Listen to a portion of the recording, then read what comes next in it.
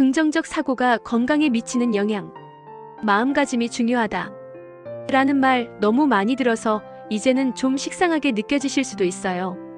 그런데 이 긍정적 사고가 단순히 기분만 좋게 하는 게 아니라 심장 건강, 면역력, 심지어 수면과도 관련이 있다는 연구들이 계속 나오고 있습니다. 오늘은 너무 억지로 밝게만 살자는 이야기가 아니에요.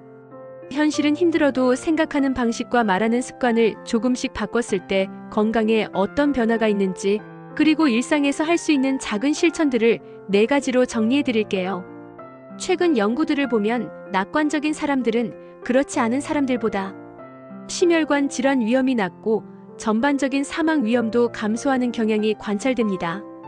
또 긍정적인 정서를 자주 느끼는 사람일수록 면역 기능이 안정되고 회복 속도도 빠르다는 결과들이 보고되고 있어요.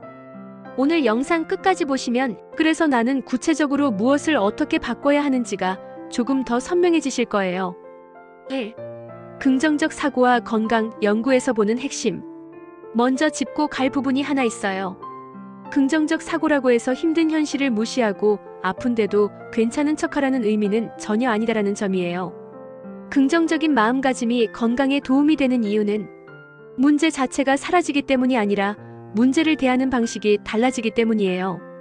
그 결과로 스트레스 호르몬 분비가 달라지고 심장과 혈관, 면역 시스템에도 영향을 주게 됩니다.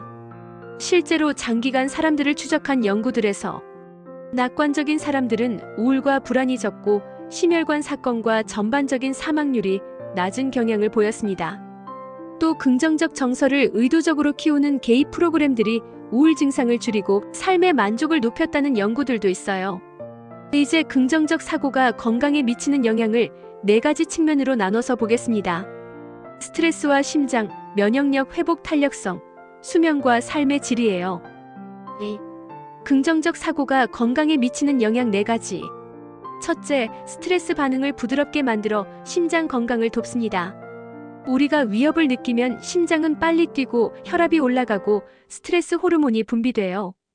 이 반응 자체는 정상인데 자주 그리고 오래 지속되는 것이 문제예요. 긍정적인 사람들은 같은 상황에서도 나는 한번 시도해 볼 수 있겠다. 도움 요청하면 어떻게든 풀 수 있다. 라고 해석하는 경향이 더 큽니다.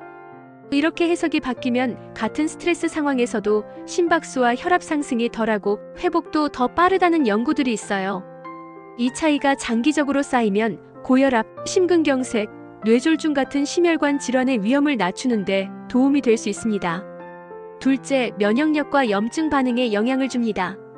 긍정적인 정서를 자주 느끼는 사람들은 만성 염증 표지자 수치가 낮게 나타난다는 연구들이 보고되고 있어요. 만성 염증은 심혈관 질환, 당뇨병, 일부 암과도 관련이 있죠. 또 스트레스를 받았을 때 낙관적인 사람의 경우 면역 세포 기능이 덜 떨어지고 회복이 빠르다는 결과도 있습니다. 결국 우리 몸이 외부 자극에 맞서 싸우고 회복하는 힘에 마음의 방향이 일정 부분 영향을 준다고 이해하시면 좋아요.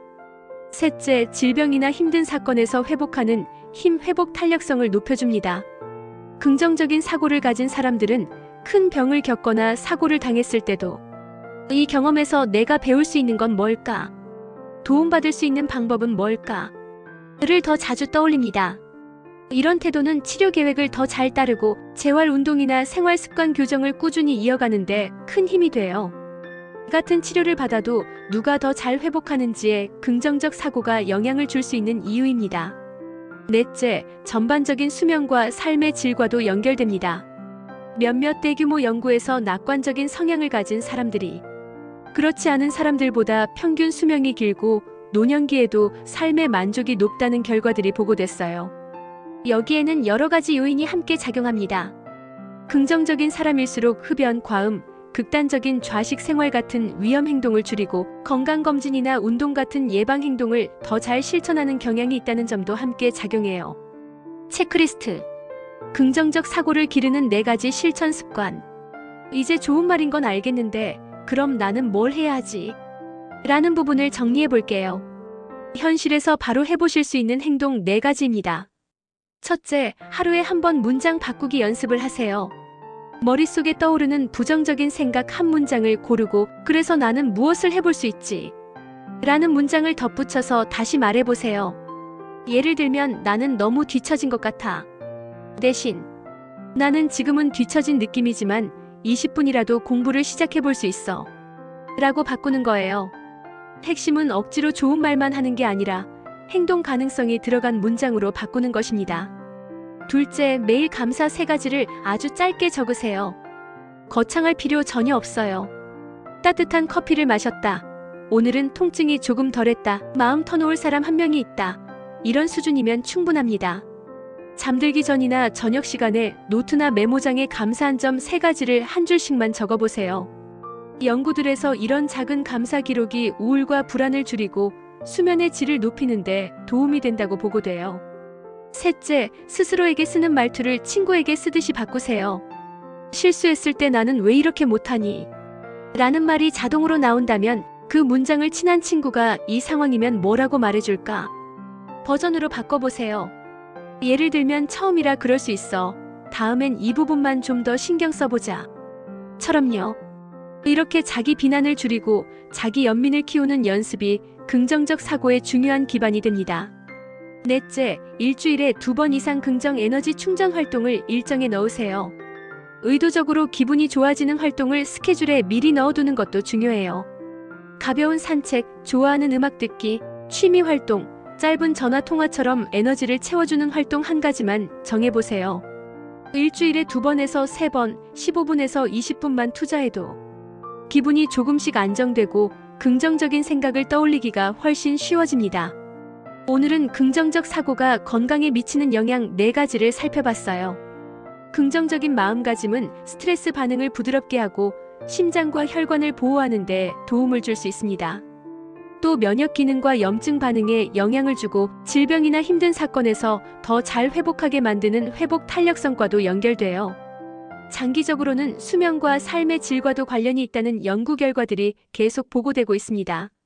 완벽하게 밝고 긍정적인 사람이 되자는 이야기가 아니에요. 오늘부터 생각하는 문장을 한 줄씩 바꾸고 감사 3가지를 적고 스스로에게 다정한 말투를 쓰고 일주일에 2번 긍정 에너지를 채우는 활동을 스케줄에 넣는 것부터 시작해보시면 좋겠습니다. 끝까지 시청해주셔서 감사합니다. 구독과 좋아요는 큰 힘이 됩니다. 건강과 정보는 언제나 당신의 건강을 응원합니다.